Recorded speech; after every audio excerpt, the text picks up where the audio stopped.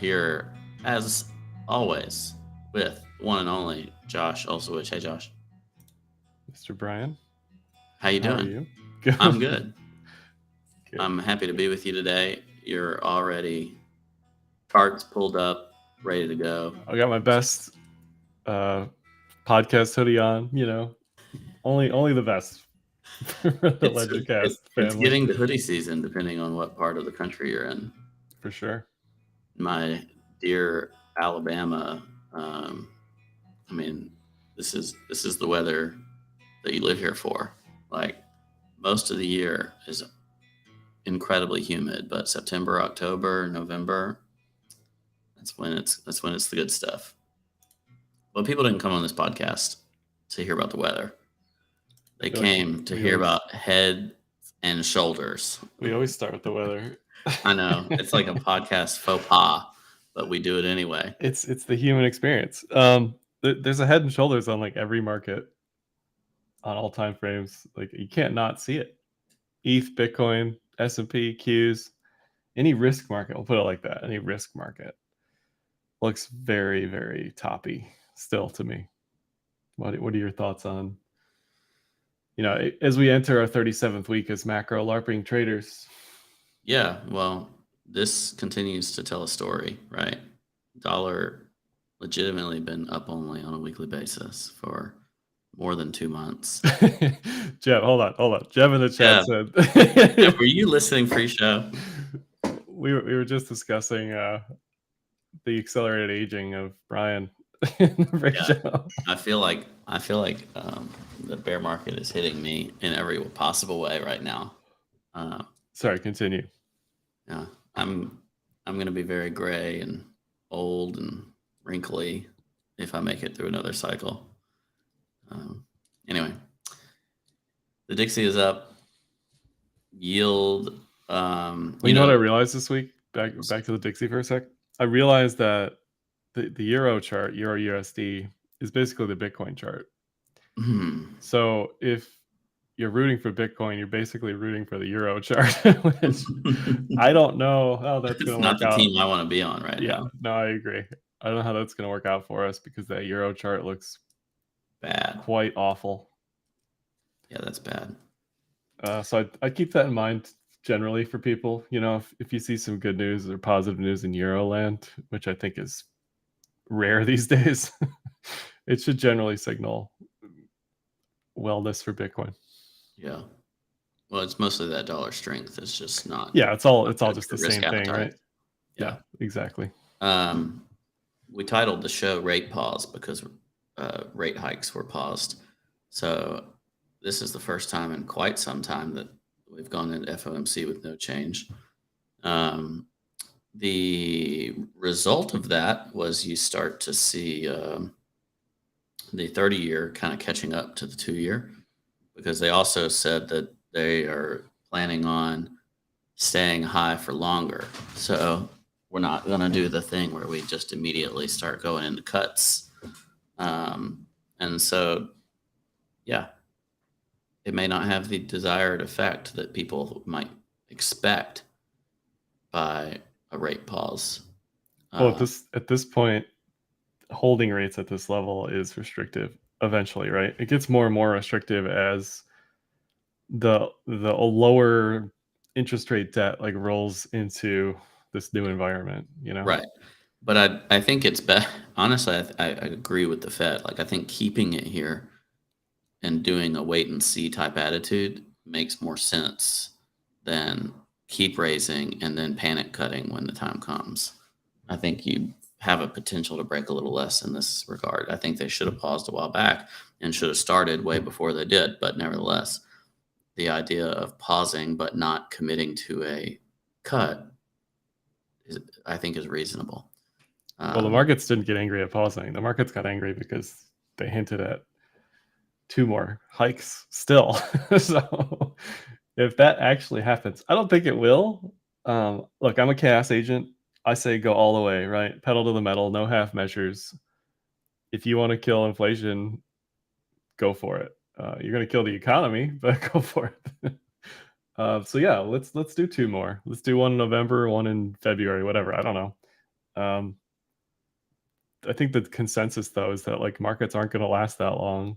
Markets being the economy, I guess, but that the economy just isn't going to last and hold up through that. So it's going to be, unemployment's going to tick up considerably. That's the expectation. Like you're not going to get your soft landing, and Powell basically said as much, that wasn't his base case during the meeting.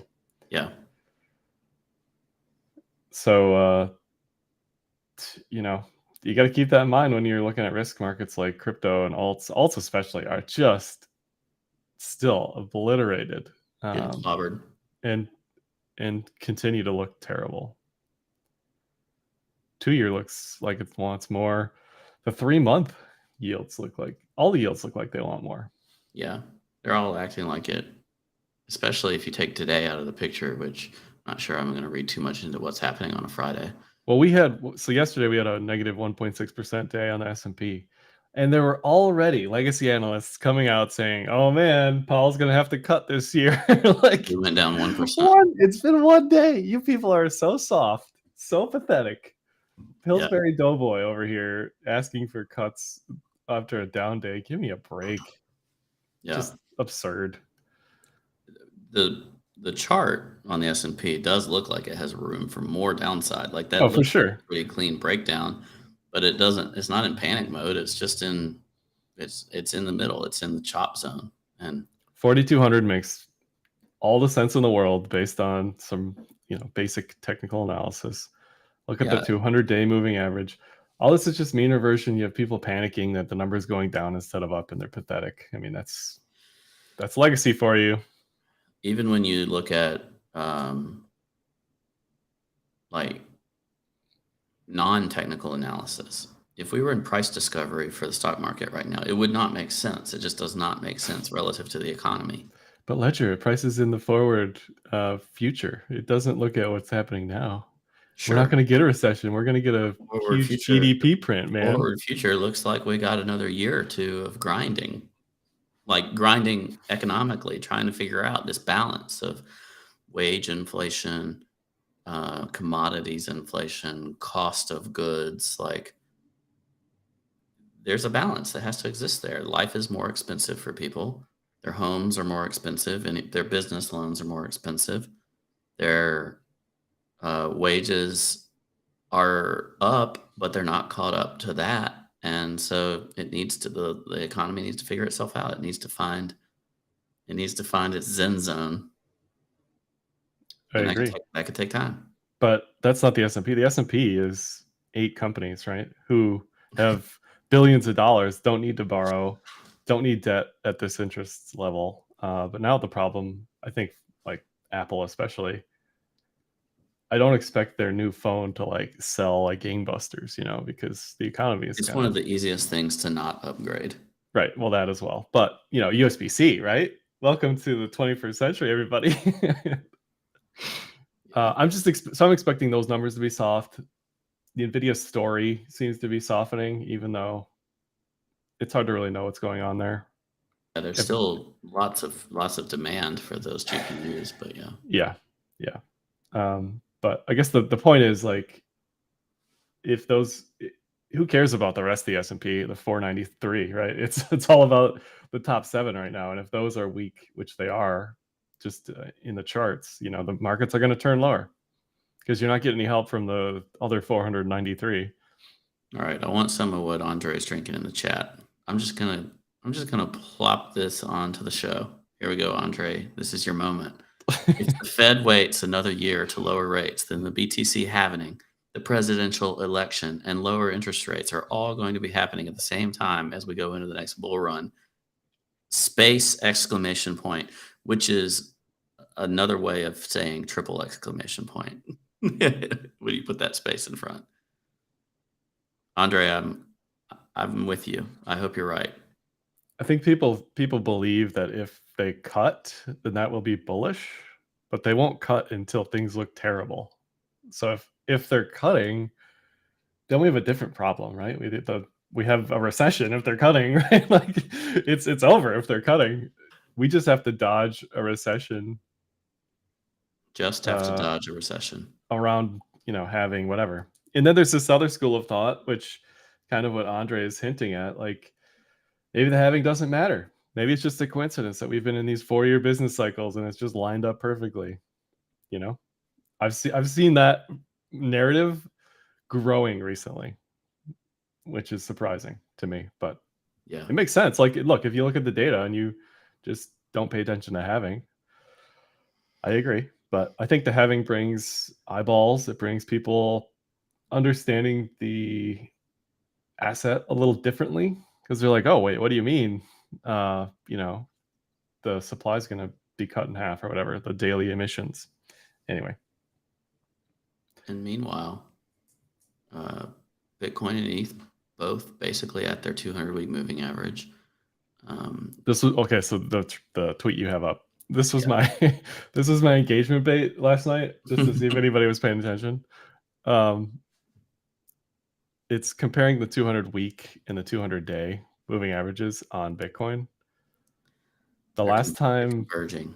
Yeah, so they're converging, and the last time it looked like this was 2015.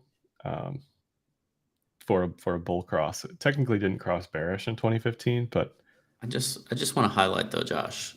Yeah, they are both getting rejected by that right now. If you look at this weekly, but that's okay. It's September. It's Q3. I don't care. But they're just winding around in there. They're meandering. It's not good. But also, one other comment. Yeah, got to work on this hashtag 250K or bust. Got to work on that. Well, that's the target. We need some ideas. That's the 8,000% target from here is 250K. That's where that came from. We gotta do better. 250 by 25 is like too much of a mouthful. So I feel like the phrase milli needs to be in there. Milli? Quarter milli, maybe just full milli. Look, I've been on the record. 250K is the target for the next run. Okay. Even before this tweet, the stars are aligning. Yeah. People are saying what's happened to me. I'm using a different camera. I'm in a different place, and I got a haircut today. And everyone says you look old. I look weird and old. I am old. Here I was puffing you up early. You were telling me I look good, and I was telling you how old I felt. Think you look and now the whole chat's like, "Hey, you look old. You look terrible." I think you look fine, but Yeah. Maybe it's the rates. The rates are just killing everybody. It is the rates. I'm going to go ahead and go out on a limb and say I'm affected by that. Sure. So yeah, if we look at Bitcoin, also we've also got, if you don't like the head and shoulders, at the very least you have to admit there's some sort of double top there. Yeah, double top, lower low by a smidge, rejected by the fast and the long moving averages potentially. There's reason to be concerned here. If we're above 28 at any point in Q4, I think we're good for a move higher, which doesn't logically make sense based on what's going on in the world with rates and everything. Lots of things don't make sense. If this, then that. If we get above 28, we're good. Until then, I expect lower lows. ETH especially. What's going on with ETH, man? You're the ETH fanboy, the ETH cheerleader. What's happening? It's even better than BTC in terms of rejection off the 200. That's clean. That's nice and clean. That's a dump it. Let me translate that for everybody. That means it's even more bearish. I think this tells some of the story. Like, there's not many people in the ecosystem that don't consider pair trades, like opportunity cost or a risk profile of being in one thing versus the other. And a lot of people are dancing on long tail of altcoins, they'll play on those playgrounds. But the people that are in big assets are looking at this, where ETH BTC is breaking down further. It looks like it might be escalating. It looks like it might be going from breakdown to a steady progression to the downside. And I don't know. Maybe that also looks double toppy to me. Yeah, but maybe another 10-15% on ETH is on deck relative to BTC, and people just don't see the upside as worthwhile. I get it. I understand. I like 05. And if 05 doesn't survive around the ETF stuff, assuming the ETF stuff's going to be bullish, I like 03. I think a 200-week tap at a minimum would make sense. So, you're looking at another 10% relative in that scenario. And that would probably be a bullish bottom. Bullish, he says. A bullish bottom if it maintains that. I'm sure, I don't know harmonics well enough to just like eyeball it, but I'm sure there's some sort of harmonic. Batwing harmonic, yeah. Yeah. There's something there where you could draw like a crab or something. If this went to 0.03, that would be concerning. Well, what's the breakout level of the Head and Shoulders? Like 0.035, 0.036? Yeah, I think that's reasonable. I think that would put ETH people, myself included, just in Jordan tier mode. Look, if ETH doesn't get an ETF and Bitcoin does, and it actually sees flows, it could happen. It could happen. That's all I'm saying. That's all I'm saying. You gotta hit your targets, Josh. 0.053 before 0.035. That's true. I mean, we need the spot ETF first, which that's just math. Just so you know, it's math and dyslexia. It's just it's kind of interesting that it has not made a higher high since going proof of stake. Kind of weird, right? The Real Dangles asks, can we do a mini series on learning macro fundamentals? I've only ever looked at crypto, so half of what you guys talk about is foreign to me. No, but there's some people that you can learn from. One of the best, in my opinion, and Jeebus was giving me crap about this, but Ray Dalio is, I think, the greatest macro mind that actually takes their information and then shares it. Big Debt Crises is a book. It's a study of cycles, basically. It's a study of deflationary, inflationary cycles, and they're very good. I would read that. That's a great start. Like that could teach you more than I ever could. There's many, many other things in addition to what he talks about that go into what he talks about. But at the end of the day, it's all about cycles. And that's a terrific book. I would listen to a bunch of podcasts on macro stuff. Blockworks does 1 billion of them. Yeah, but don't worry. If you listen to those, you'll end up a bear. So you gotta know that going in so that you don't end up a bear. I don't care if you're bullish or bearish, but being able to form your own opinion, that's the end goal. And yeah, but people that do nothing but talk macro are all bears. They're all dirty bears, Josh. I agree with you. They're doomer macro people, but just knowing the language and knowing what people are looking at definitely helps you understand what the hell's going on. If you listen to them, just know that you need to protect your beautiful, bullish beauty. Don't take their advice. Air quotes your here. Bullish. Don't take their advice. Your bullish innocence. Your beautiful, bullish innocence needs to be protected when you listen to the doomer bears. You'll learn all about the SPR and why it's the end of the world. What is it about macro that makes people perma bears? I don't know. I think you're like, it's all this cyclical stuff, the raining down of potential for bad makes you think it's imminent. Yeah, they're very like pro commodity, pro being anti-market. Like that's like their whole personality and identity is like, now I'm thinking of Sven specifically for those of you who know who that is, but like the macro people will be wrong for years and years and years, and then we'll finally get a down move, and they'll be like, "Yes, I told you so." Told you. Now I've lost all my money, and the market 10x'd in that time, but I told you so. We would get a correction. But I like that about the macro people. Also, generally don't like Bitcoin. Some of them do certainly, but most of them don't. So that tells me, we still got time. It's still early. Not everybody's on the bandwagon. Very few Lynn Aldens of the world where I simultaneously massively respect their macro analysis and they don't discount crypto. Yeah.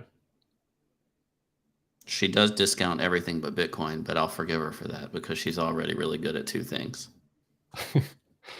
that most people can't combine their goodness of that. Yeah, she's great. That's another easy listen as far as trying to pick up. She just wrote a book about money too, and I'm sure it's got some good macro stuff in there. There you go. So we'll stop there. Rates like up. Burry. I don't know what we're saying is like Michael Burry, but if he's a doomer bear, then yes. Yeah, he just is a doomer bear that, like, he was right at the right time on the right cycle as the media fell in love with such characters. So like that carries a lot of weight. Like he can now be wrong for the rest of his life, but he was still right in 2008. But I respect people that have these opinions. I just think it's a lot easier to make money if you're a bull over the long period of time. I agree. Tripsy says he thinks the TA makes a better bear case than macro.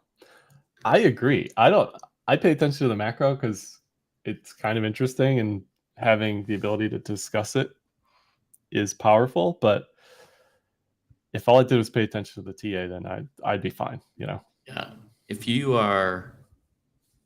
see the macro and you make this great bear case, and then you see the chart and the chart looks like it wants to explode to the upside, don't make the trade. Not financial advice, but don't make don't sell everything in that scenario. I wouldn't. But if the chart looks like doo-doo and the macro looks like doo-doo, then, maybe it's just doo-doo. Well, knowing yields and rates helps you understand the DeFi angle a little bit.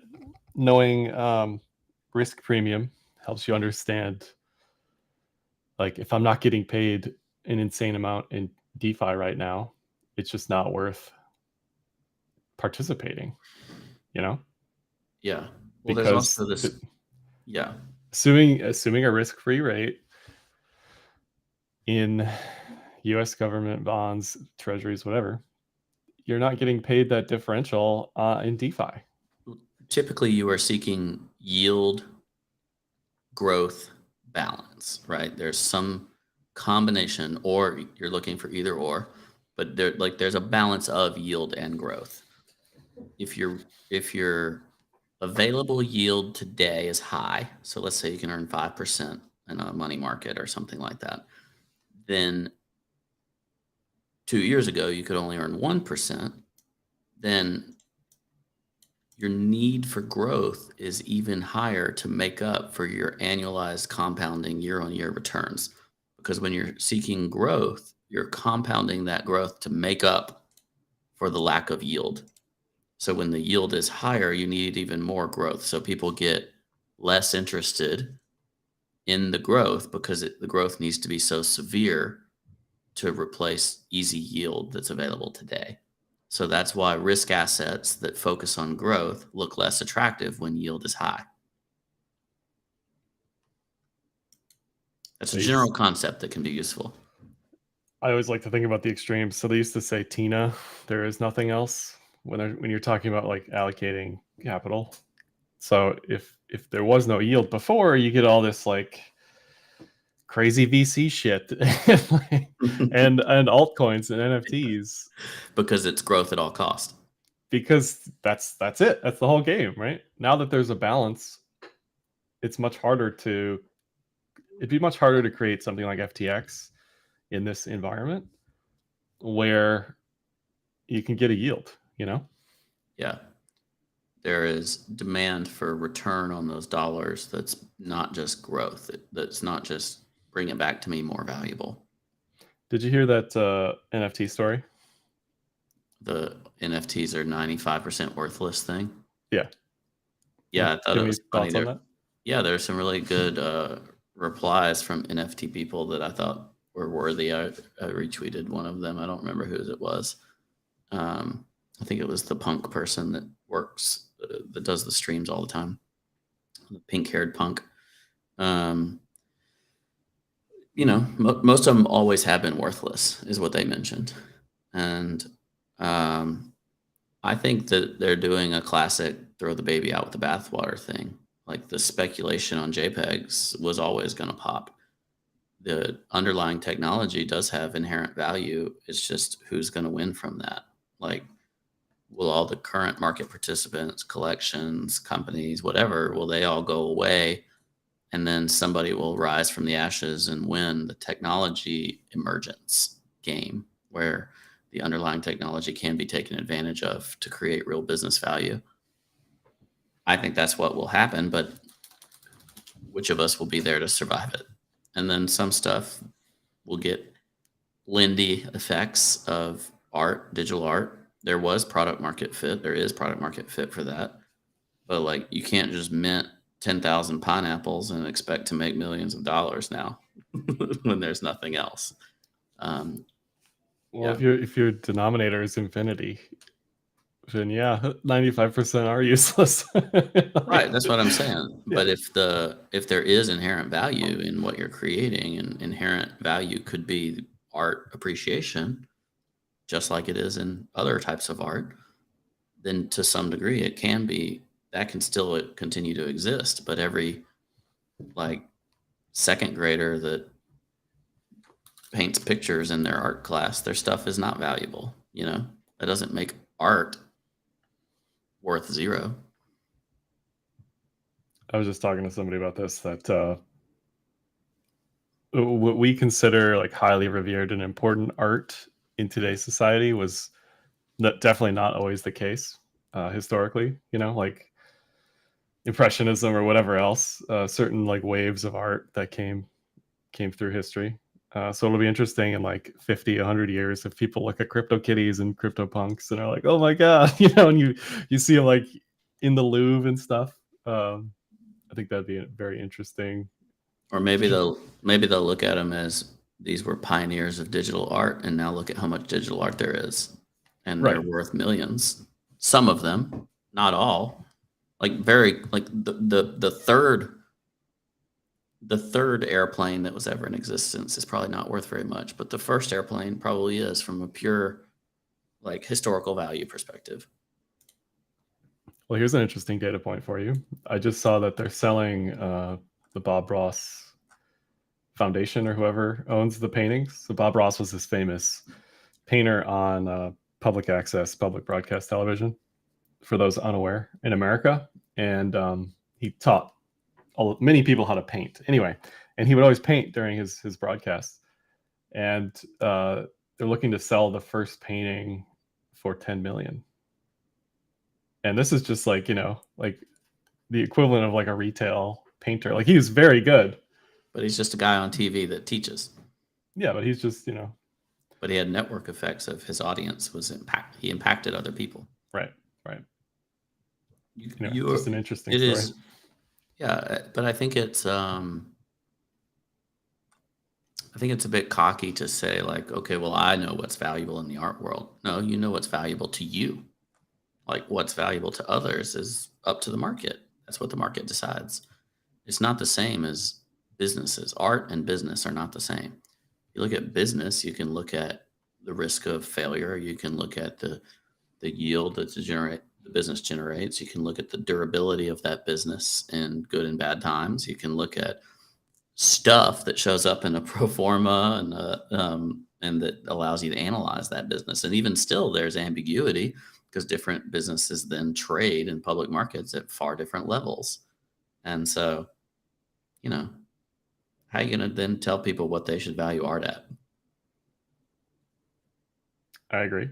I think we can also agree that it got a little out of control. Of course, because people overweighted the technology behind the digital art relative to the digital art itself, and the technology behind it will carry on in other ways, and there will be business value created from that, and you'll see NFT technology be brought to other industries where it'll help make them better.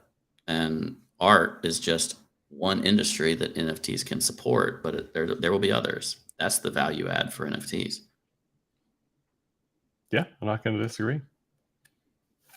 It'll just be interesting, in 50 years, what NFTs, if any, are going to be, what held up NFT? on a pedestal, right? But there will be many NFTs that we probably won't call them NFTs. It's like, but yes, digital art NFTs of 2021. Some will be valuable 50 years from now, I think. Yeah, sure. I agree with Chad. It's boring and silly to me, but it's just interesting to think about it, Yeah. Oh, back to macro. Sheep asks us thoughts on rates longer for years on end, lower crypto returns. I think once you reach stabilization, it offers speculative markets an opportunity to be reinvigorated. Like if you go back to the 70s and 80s where rates were very, very high, it didn't prevent speculation, it shifted it.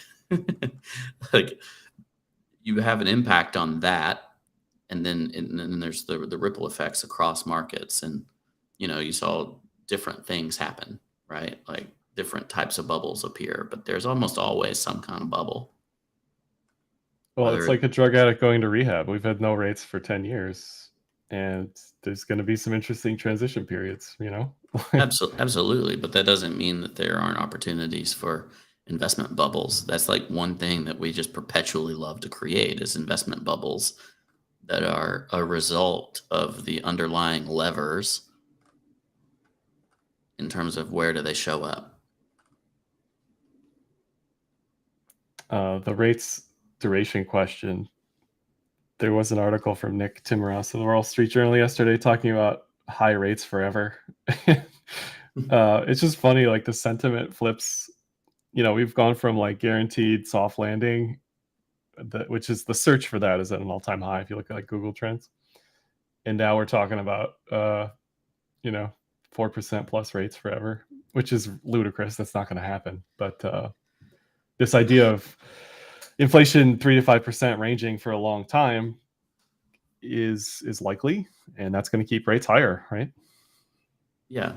If you just look at this going back to 1988, when the 30-year was at 10%. And then if you go back before that, like it was much higher, and aggressively volatile. But there was a long generational trend of downside. But that does not mean we just like go to 20 now in the next year or two. Like I think what we'll see is the rate of change will slow dramatically, and that normalization will allow markets to heal, which are currently it's creating massive problems just because people who expected one thing just a year or two or three later have something dramatically different, and they're suddenly either underwater or whatever. And some are going to be forced out because you're refinancing a loan and you can't make it work anymore in your business. I mean, look at these tech valuations. Instacart valued at $39 billion, came all the way down to sub 10 when it went public. That's going to put cold water on a lot of any growth businesses. business, tech business, their valuations tank. Yeah. Crypto businesses valuations tanking, seed rounds tanking, because they're willing to give you less because you need to then go generate revenue. Nobody wanted you to generate revenue 2 years ago. Everybody wanted you to grow. Now it's like, hey, where's your revenue, bro? The size of the rounds is down.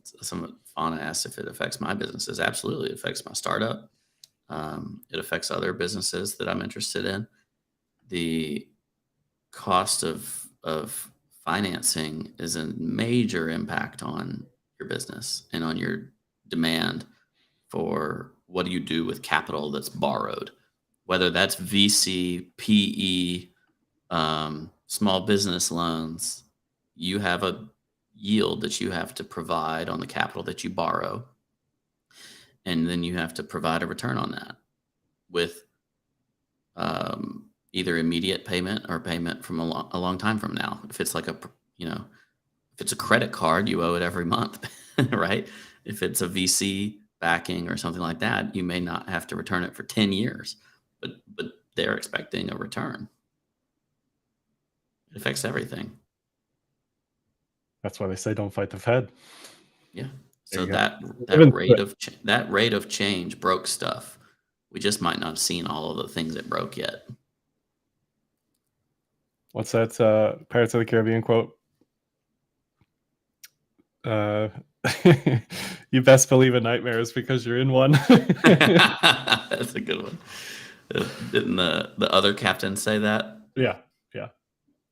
So I butchered the quote, I'm sure, but Yeah, I can picture it in my head right now, though. I like it.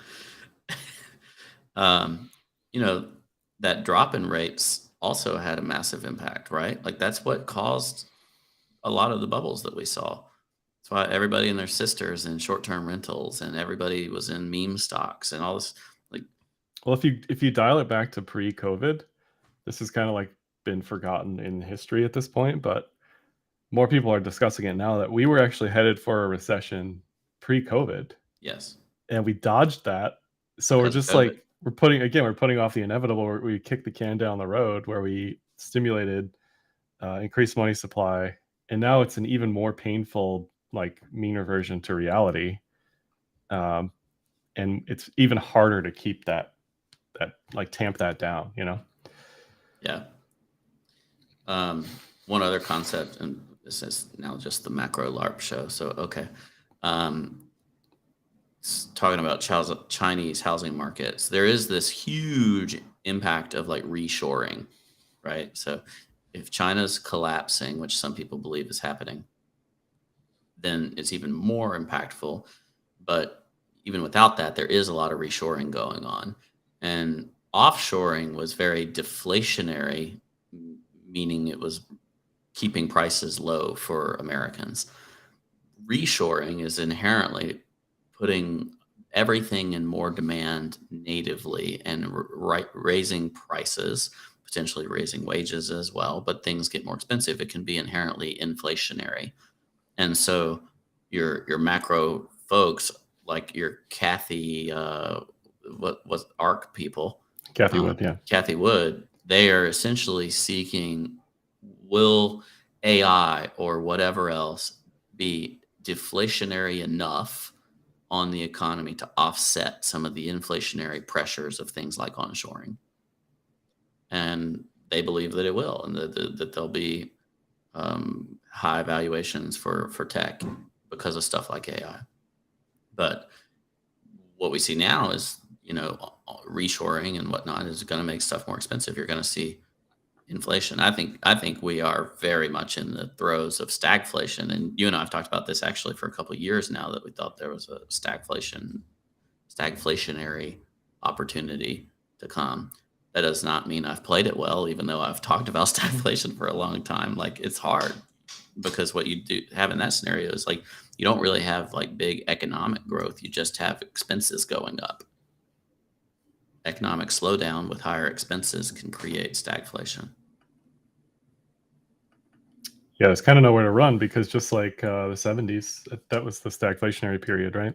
Yeah. The energy costs are to a point where we're risking, oil shock or something.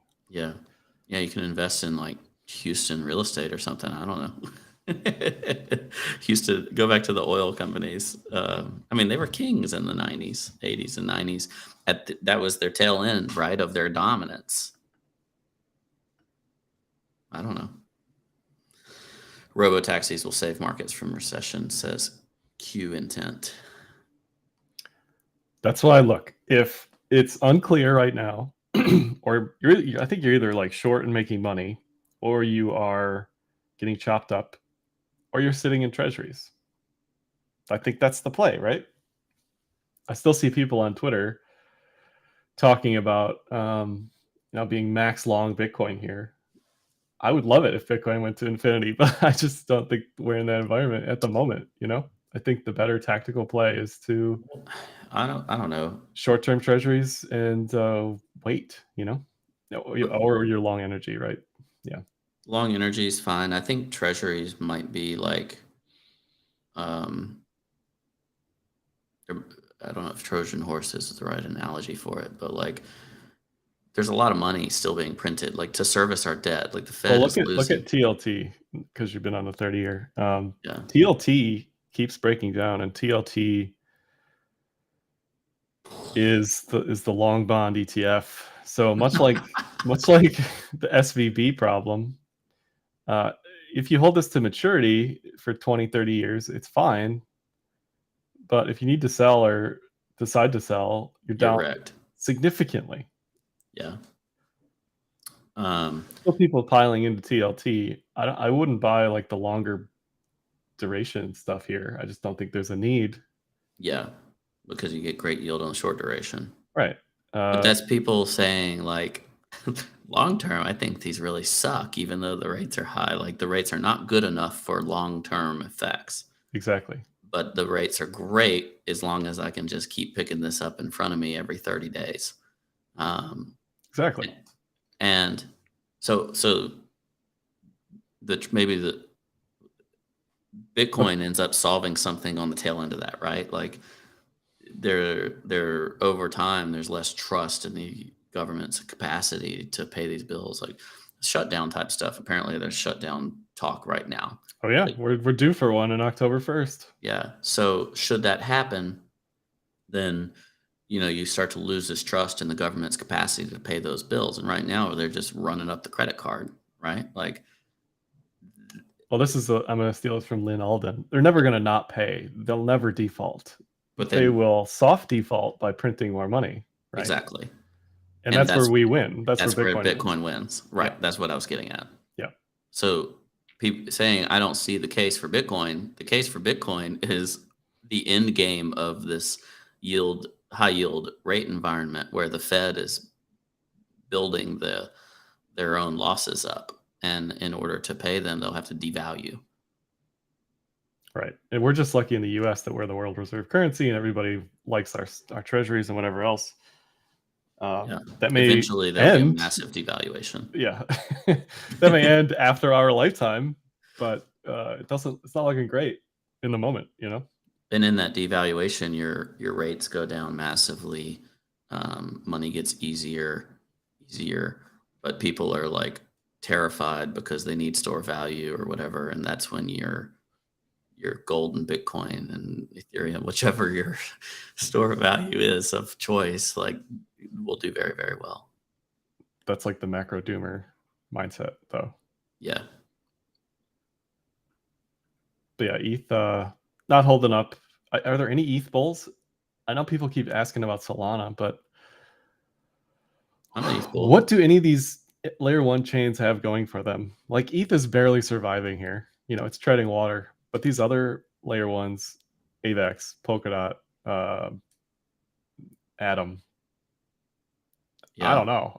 What was going on over there, right? Like all I see is if some are creating some positive network effects, then maybe they can be good.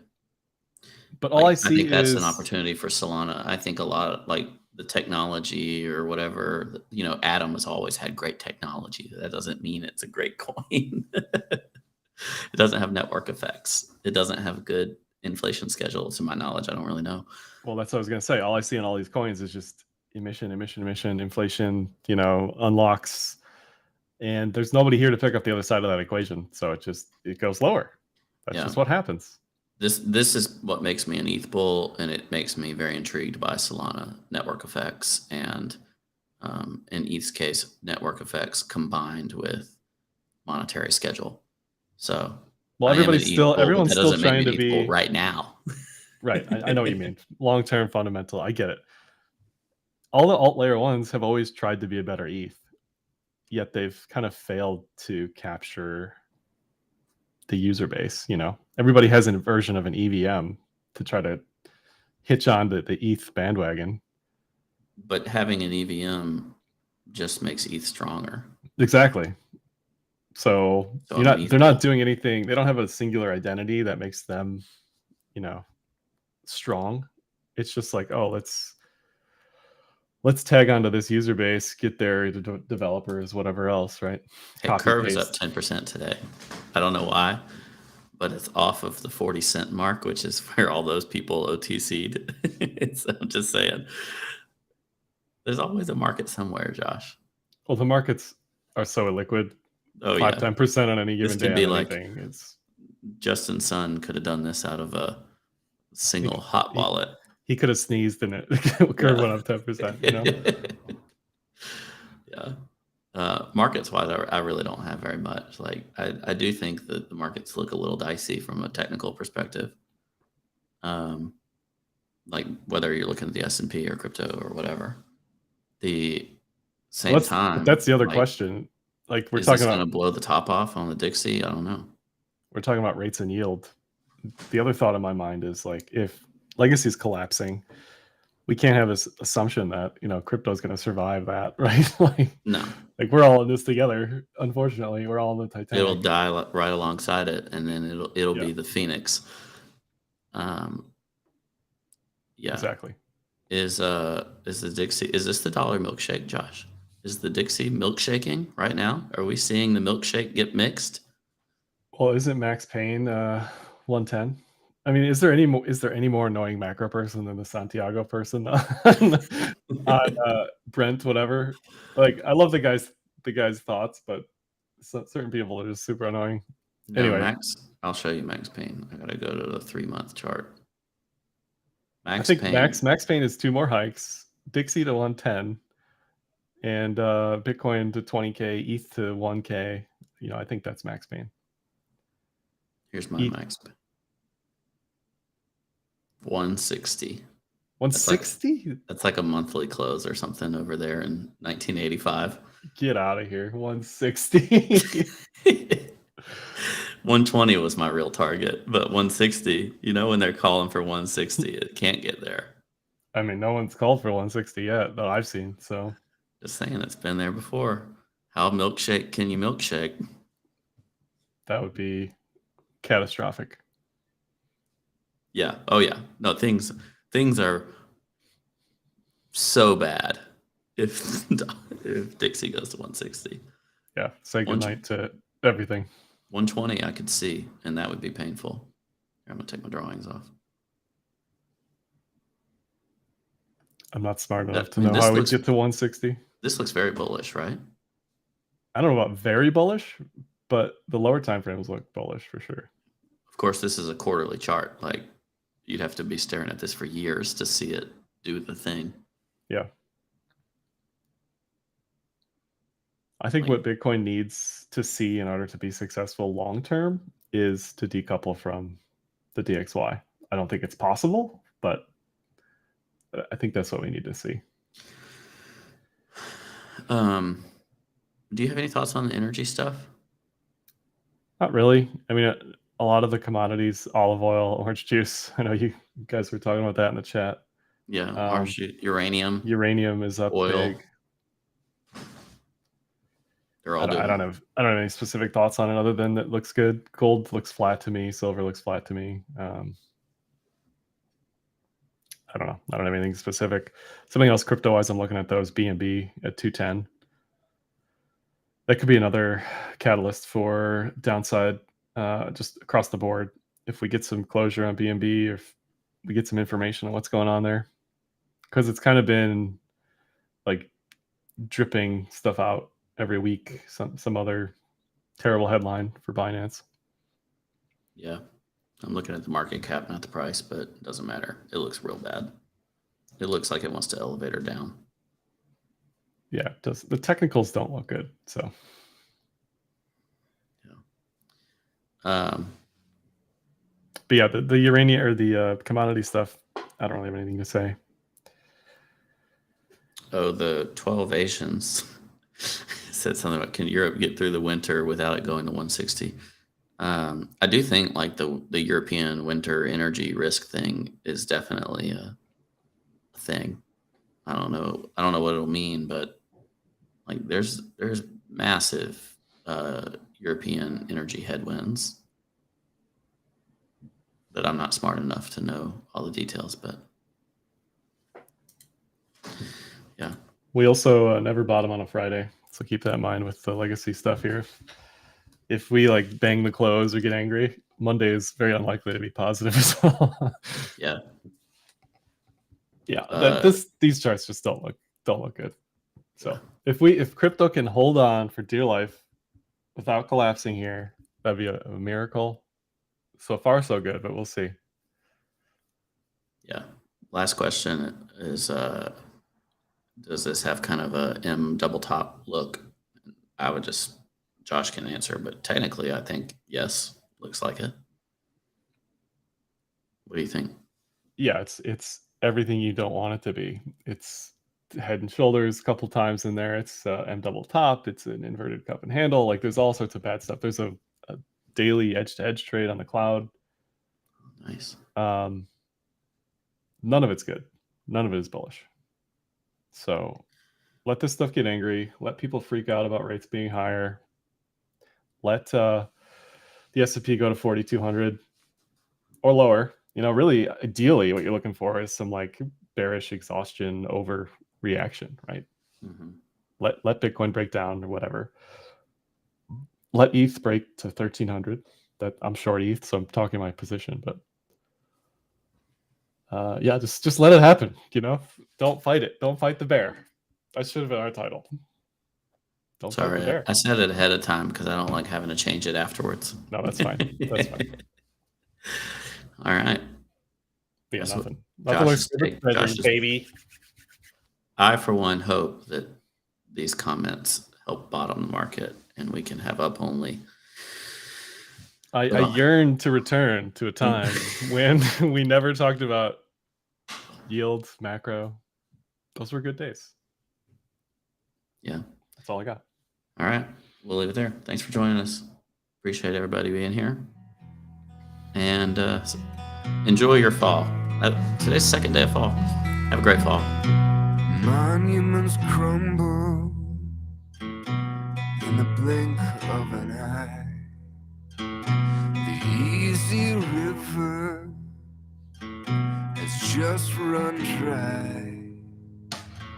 In a house of cards, I feel the breeze wound so tight I can barely breathe. Oh, the change